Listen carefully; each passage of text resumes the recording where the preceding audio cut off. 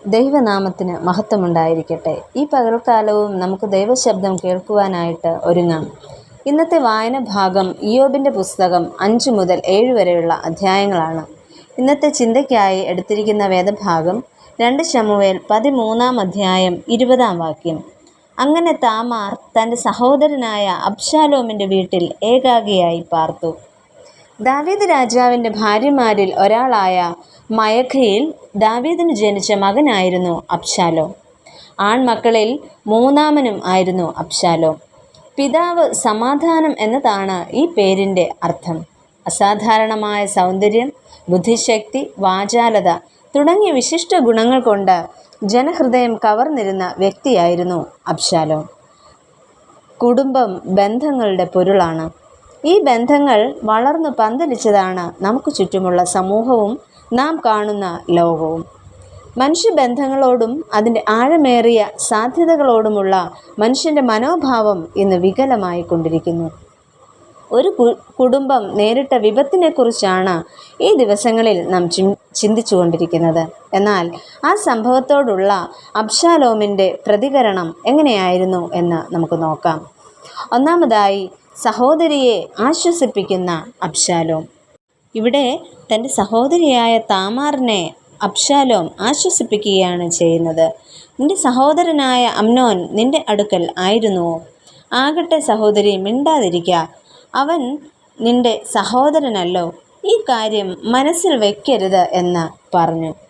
തുടർന്ന് താമാറിനെ തൻ്റെ ഭവനത്തിൽ പാർക്കുവാൻ അവസരം നൽകുന്ന അബ്ശാലോമിനെയാണ് നാം ഇവിടെ കാണുന്നത്.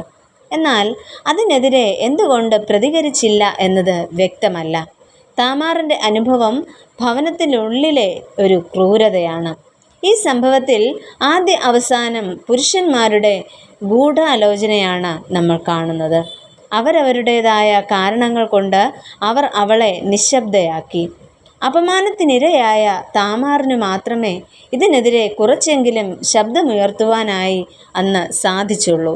ഇവിടെ അവൾ ചെയ്യുന്നത് തലയിൽ വെണ്ണീർ വാരിയിട്ടു താൻ ധരിച്ചിരുന്ന നിലയങ്കി കീറി തലയിൽ കൈയും വെച്ച് നിലവിളിച്ചുകൊണ്ട് നടക്കുന്നു.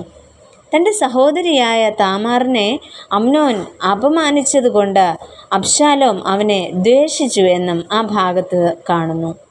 രണ്ടാമതായിട്ട്, സഹോദരിക്ക് നീതി നടപ്പിലാക്കുന്ന അബ്ശാലോം. പെങ്ങളെ ബലാത്കാരം ചെയ്ത സഹോദരനെ പിതാവ് ശിക്ഷിക്കാഞ്ഞതിനാൽ അബ്ശാലോം ആ ഉത്തരവാദിത്വം ഏറ്റെടുക്കുന്നു. 2 സംവത്സരം കഴിഞ്ഞ് അബ്ശാലോം അമ്നോനെ വധിക്കുന്നു. അങ്ങനെ അബ്ശാലോം നീതി നടപ്പിലാക്കി. പീഡനത്തിന് ഇരയായവർക്ക് ഇതൊരു സൗഖ്യദായക പ്രക്രിയയാണ്. സ്ത്രീത്വത്തോടുള്ള അതിക്രമങ്ങൾ ഇന്ന് പെരുകിക്കൊണ്ടിരിക്കുന്നു. നാഷണൽ ക്രൈം റെക്കോർഡ്സ് ബ്യൂറോയുടെ കണക്കനുസരിച്ച് ഇന്ത്യയിൽ ഓരോ 20 മിനിറ്റിലും ഒരു സ്ത്രീ പീഡനത്തിന് ഇരയാകുന്നുണ്ട്. കേരളത്തിൽ തന്നെ ഡൽഹിയിൽ ബസ്സിൽ വെച്ചും പെരുമ്പാവൂർ സംഭവവും എല്ലാം നമ്മളെ വിളിച്ചറിയിക്കുന്നത് ആധുനിക ലോകത്തിലും താമാറുകൾ ഉണ്ട് എന്നതാണ്. ഇത്തരം ജീവിത സാഹചര്യങ്ങളുടെ മധ്യത്തിൽ നമ്മുടെ പ്രതികരണം എപ്രകാരമാണ്? ബലിയാകുന്നവർക്കൊപ്പമോ അതോ ബലിയാക്കുന്നവർക്കൊപ്പമോ? കാലഘട്ടത്തിൻ്റെ വെല്ലുവിളികളോട് ക്രിയാത്മകമായി പ്രതികരിക്കുവാൻ നമുക്ക് സാധിക്കണം. വൈകിയാണെങ്കിലും ഒരു പടി മുന്നോട്ട് പോകുവാൻ അബ്ശാലോമിന് ഇവിടെ സാധിക്കുന്നു. ഇത്തരം സംഭവങ്ങൾക്കെതിരെ പ്രവർത്തിക്കുവാൻ നമ്മൾ ഇന്ന് സജ്ജരാകണം. നമുക്ക് പ്രാർത്ഥിക്കാം. പ്രിയ കർത്താവേ, അതിക്രമങ്ങൾക്കിരയായിക്കൊണ്ടിരിക്കുന്ന ഏവരെയും ഞങ്ങൾ ഓർക്കുന്നു. സ്ത്രീ സുരക്ഷയ്ക്കായി പ്രവർത്തിക്കുന്ന എല്ലാ സംഘടനകളെയും എല്ലാ വ്യക്തികളെയും ഞങ്ങൾ ഓർത്ത് പ്രാർത്ഥിക്കുന്നു.